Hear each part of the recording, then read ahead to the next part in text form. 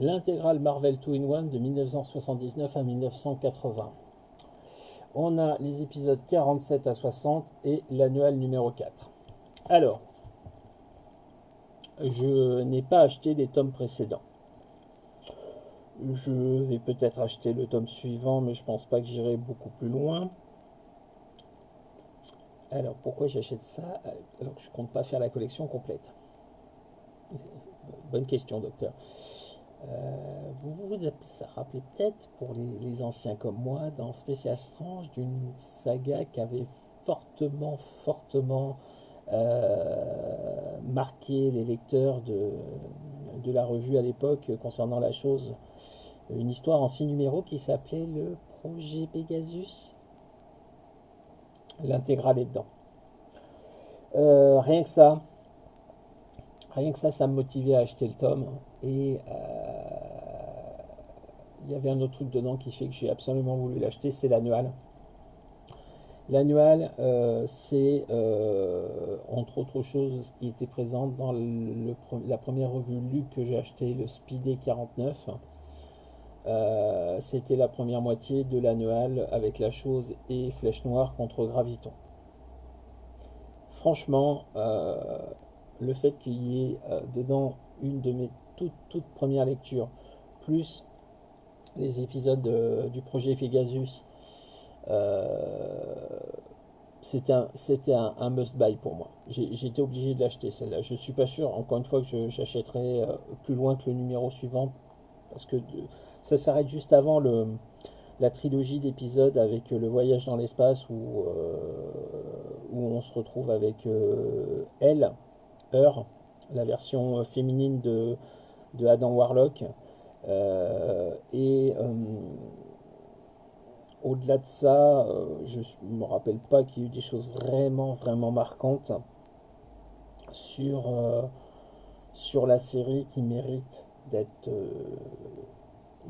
lu et d'être acheté en fait. Donc je verrai ce qu'il y a d'autre dans le tome suivant avant de l'acheter.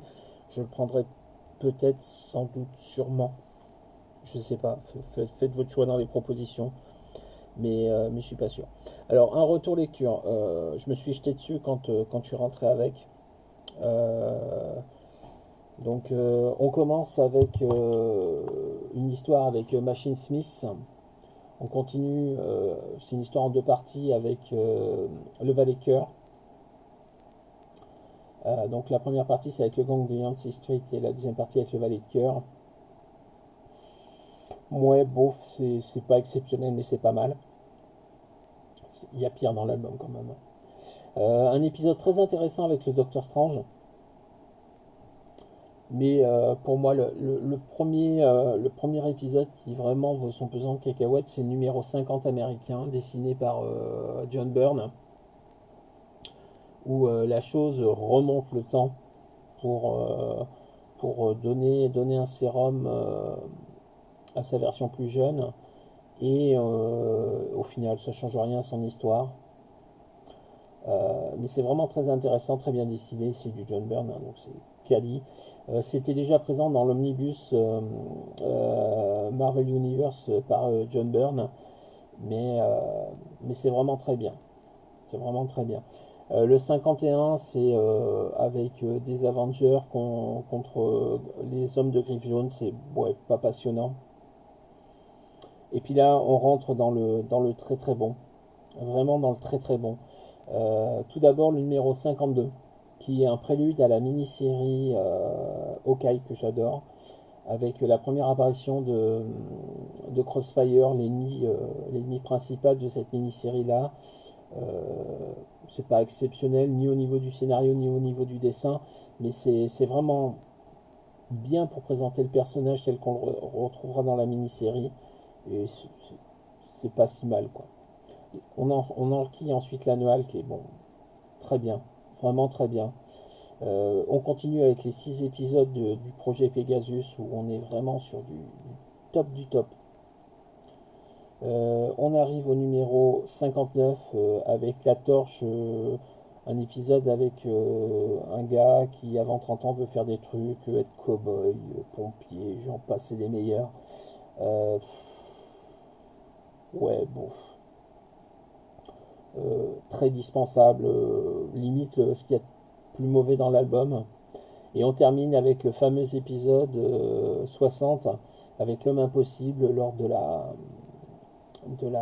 du vernissage de l'exposition de statues d'Alicia Masters, où les statues sont possédées par des méchants et attaquent la chose.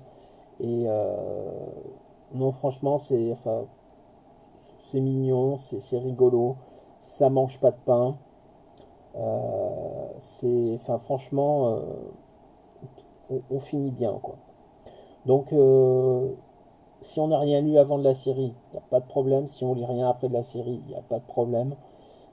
Si franchement, il y a un truc dans toute cette série-là à lire, c'est clairement le projet Pegasus.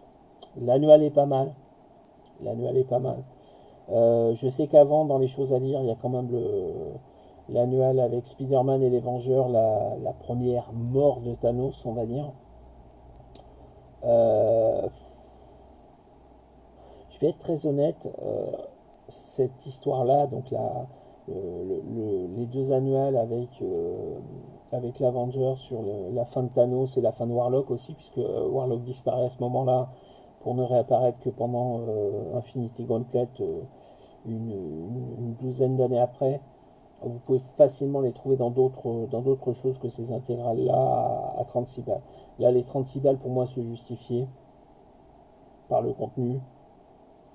Je suis pas sûr que les autres se justifient. Voilà. Vraiment par rapport à la qualité intrinsèque de la série. Niveau traduction, j'ai rien vu de choquant. J'ai même pas fait gaffe qui est-ce qui avait fait la traduction.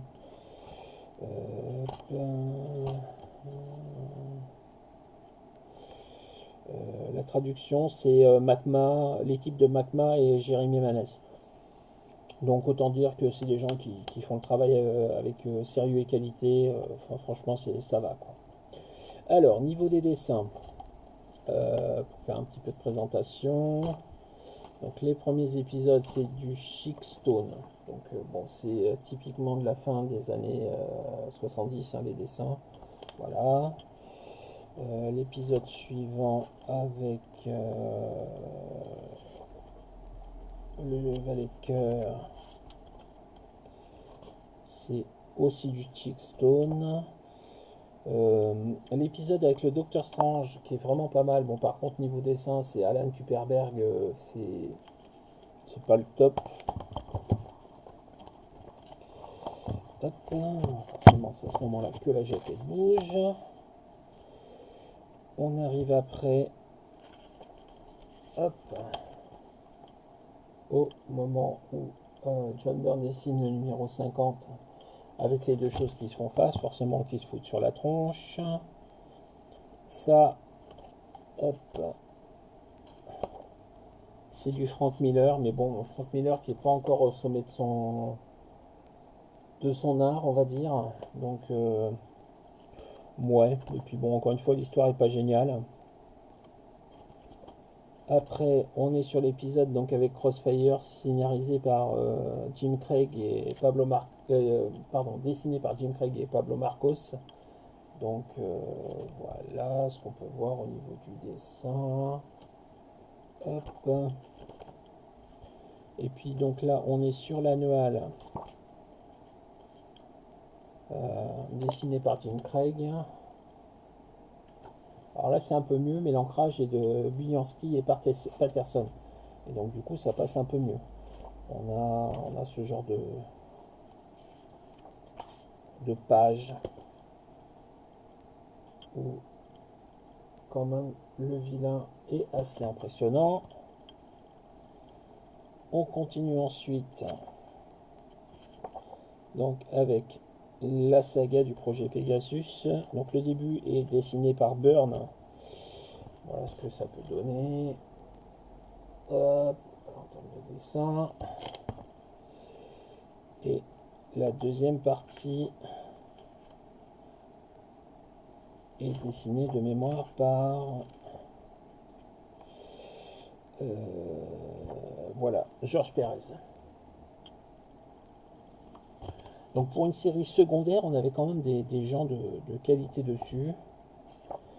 Alors je vous passe un petit peu tout ça. L'épisode avec la torche que je vous ai dit n'était pas génial est dessiné par Chickstone, donc ça passe, il n'y a pas de souci. Voilà ce qu'on peut trouver dedans. Et on termine donc par un épisode avec l'homme impossible dessiné par Georges Pérez. Voilà.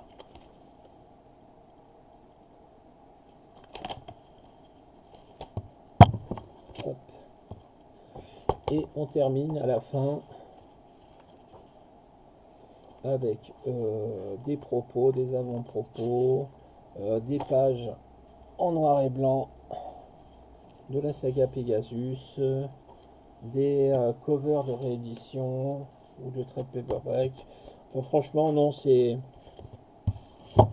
pour moi c'était vraiment un must-have cette intégrale. Je me voyais pas faire l'impasse dessus et me vois pas, à part peut-être encore une fois le suivant, acheter les autres.